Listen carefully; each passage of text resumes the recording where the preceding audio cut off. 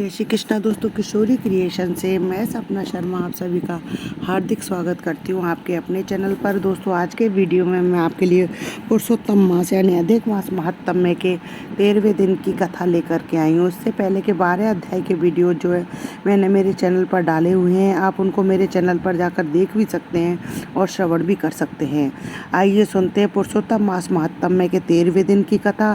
13वें दिन की कथा में हम जो है 13वें दिन की कथा में जो है हम चित्त शर्मा राजा का वैकुंठ गमन और राजा दृढ़धड़वा की कहानी के वृत्तांत के बारे में जानेंगे।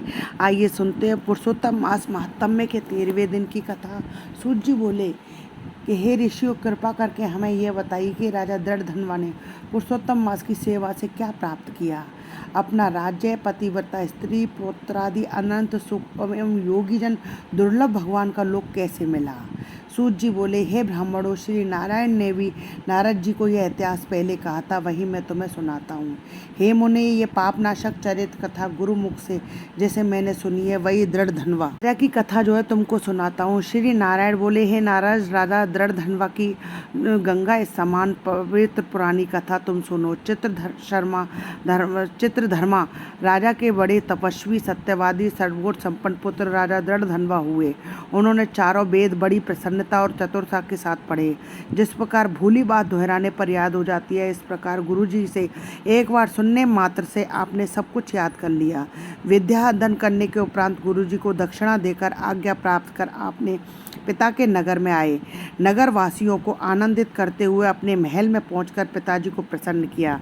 तब राजा ने विचार किया कि अब मुझे बाकी बचे समय में प्रसन्न मुख, दो भुजा वाले मुरलीधर श्री कृष्ण की आराधना करनी चाहिए।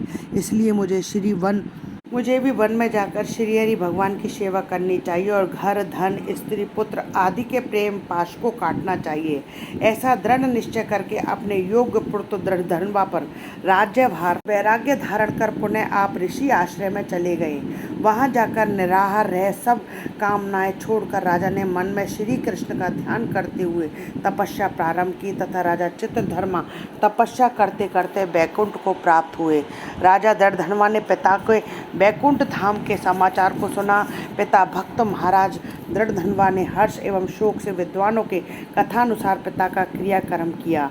पवित्र नगर पुष्करावर्तक में नीति शास्त्र में निपुण राजा राज्य करने लगा। उनकी सुंदर स्वभाव वाली विदर्भ देश की राजा की पुत्री गुण सुंदरी नाम की धर्मपत्नी थी। उसने 4 सुंदर चतुर पुत्र उत्पन्न किए और चारुमती नाम की एक कन्या उत्पन्न की। उनके चारों पुत्र माननीय शूरवीर थे, चित्रवाकु, चित्रवाहा, मणिमान, चित्रकुंडल उनके नाम थे। श्री नारायण बोले, एक दिन रात्रि में सोते समय राजा विचार करने लगा कि यह सब सुख किस बड़े पुण्य का फल है।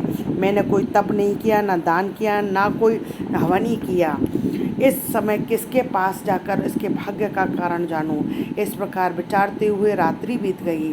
प्रातःकाल ब्रह्म मुहूर्त में उठकर स्नान आदि नित्य क्रियाक्रम प्रातः संध्या करते हुए सूर्य उदय होने पर अर्घ्य देकर भगवत कृपा से ब्राह्मण आदि को स्वागत, सत्कार, नमस्कार, दान आदि देकर घोड़े पर सवार हुए।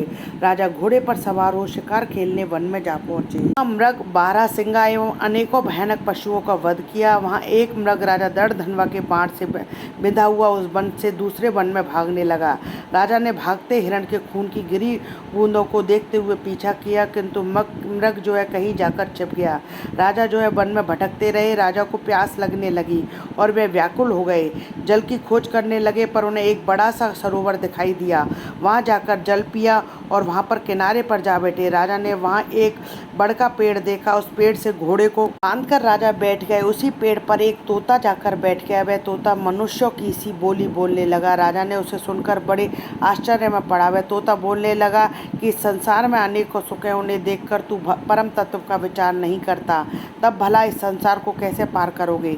राजा के सामने वह कई बार इसी प्रकार कहने लगा, जिसे सुन राजा प्रसन्न हो मोहित हुए। राजा विचार करने लगा कि यह तोता नारियल के समान अगम्य सारपूर्ण श्लोक को बार बार बोलकर क्या कह रहा है। वह भी वेदव्यास जी के पुत्र श्री सुखदेव जी हैं क्या, जो संसार में डूबे मुझ जैसे मूर्ख को चेतावनी दे रहे हैं। इस प्रकार राजा विचारने लगा। इतने में वहाँ शिकार में बिछड़ी सेना भी आ गई। तोता राजा को ज्ञान देकर उड़ गया। राजा भी तोते के वचन को याद करते हुए अपने नगर में आ गए। चिंता में डूबे राजा ने खाना पीना, बोलना सोना सब छोड़ दिया। तब राजा के पास एकांत में आकर रानी ने पूछा। गुण सुंदरी बोली, हे राजन, आप इस प्रकार उदास क्यों हैं?